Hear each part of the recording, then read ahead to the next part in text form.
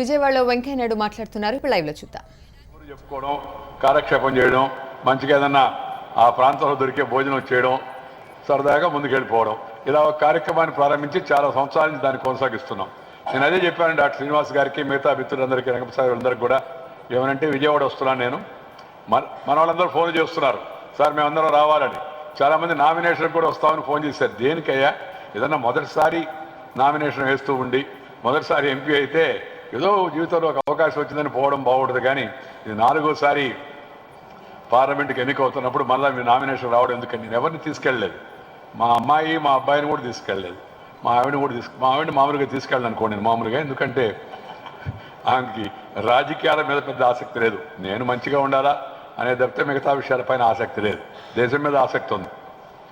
మొదటిసారిగా మొన్న ఆమె బయటకు వచ్చింది, ఎందుకంటే మోడీ గారి కోసం అని చెప్పని. అంటే మోడీ గారు ఎంత లోపలికి వెళ్ళిపోయాడంటే ఎప్పుడు రాజకీయాలు నా నామినేషన్లో ఎప్పుడు రాలా. మా ఆవిడ 1977 నుంచి ఎలక్షన్లో పోటీ చేస్తున్నాను నేను, ఎప్పుడు రాలా నామినేషన్ అప్పుడు రాలా. కానీ మొన్న మోడీ గారి దానికోసం నెల్లూరులో రథం ఎక్కింది. ఏంటమ్మా ఏమన్నా మారిందా, ఇంట్రెస్ట్ ఏమన్నా? లేదు, నాకు రాజకీయం అని, మోడీ ప్రధానమంత్రి కావాలా, ఎందుకంటే ఆయన వస్తే దేశానికి ఏదో మేలు జరుగుతుందని అందరితో పాటు ఆమె కూడా అనుకుందనమాట. నేను ఎవరిని నామినేషన్ రమ్మని చెప్పలేదు. తర్వాత ఎలక్షన్ గురించి కూడా నేను పెద్ద పట్టించుకోవాలి. చాలామంది మాట్లాడుతూ ఉన్నారు, కొంతమంది రాశారు, కొంతమంది ఇంకొక రవ్వ మా వెంకయ్యనాయుడికి పదవి గండం 3 సార్లు కన్నా ఎవరు, నియమం లేదు, నియమం ఉంది, అందువల్ల ఈసారి కష్టం, అందుకని నష్టం. చంద్రబాబు నాయుడుతో కొద్దిగా మంచిగా ఉన్నాడు, ఎందుకంటే చంద్రబాబు నాయుడు ఏమైనా ఇక్కడి నుంచి ఏమైనా సహాయం చేస్తాడని.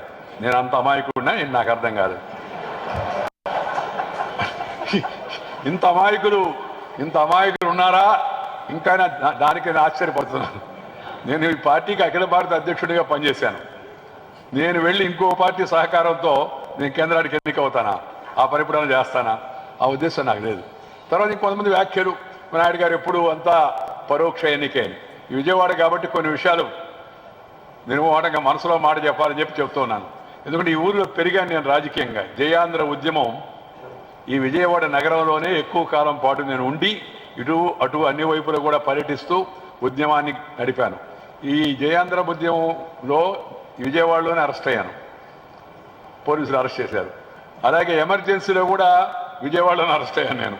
ఇక్కడ ఉండి అండర్ గ్రౌండ్ కార్యకలాపాలు చేస్తుంటే అందువల్ల కొంత నాకు ఈ విజయవాడతో కొంత ప్రత్యేక అనుబంధం ఉంది రాజకీయంగా కూడా. ఎందుకంటే ఒకప్పుడు హైదరాబాదు అంత ప్రాముఖ్యం కాకముందు చంద్రబాబు నాయుడు గారు వీళ్ళందరూ కలిసి హైదరాబాద్ని అంతా ముందుకు తీసుకెళ్ళక ముందు విజయవాడే రాష్ట్రానికి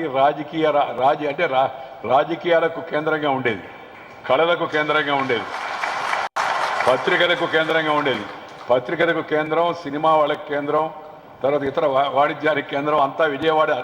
అంటే ఆ రోజుల్లో చాలా దానికి గొప్ప ప్రతిభ అయ్యదేవర కాళేశ్వరరావు గారు, డాక్టర్ కేఆర్ రావు గారు, టీవీఎస్ చలపతిరావు గారు, ఆ నుంచి మనకి ఒటిపాటి బ్రహ్మయ్య గారు, తర్వాత కాకాని వెంకటరత్నం గారు, అలాగా వరుసగా అనేక మంది ప్రముఖులంతా ఈ ప్రాంతం నుంచి ఉండేవాళ్ళు. ఆ తర్వాత ఆఖరికి మన మడమ తిప్పని మహానాయకుడు స్వర్గీయ నందమూరి తారక రామారావు దాకా ఈ జిల్లాకి అంత పేరు ఉండేది, ఈ ఊరికి ఉండేది. సో అందుకని నేను విజయవాడని ఆ రోజుల్లో ఉద్యమంలో కూడా పెద్ద పెద్ద మీటింగ్లో పీడబ్ల్యూడీ గ్రౌండ్లో మీటింగ్ పెడితే లక్షల మంది వస్తుండేవాళ్ళు. చాలా సంతోషంగా ఉండేది.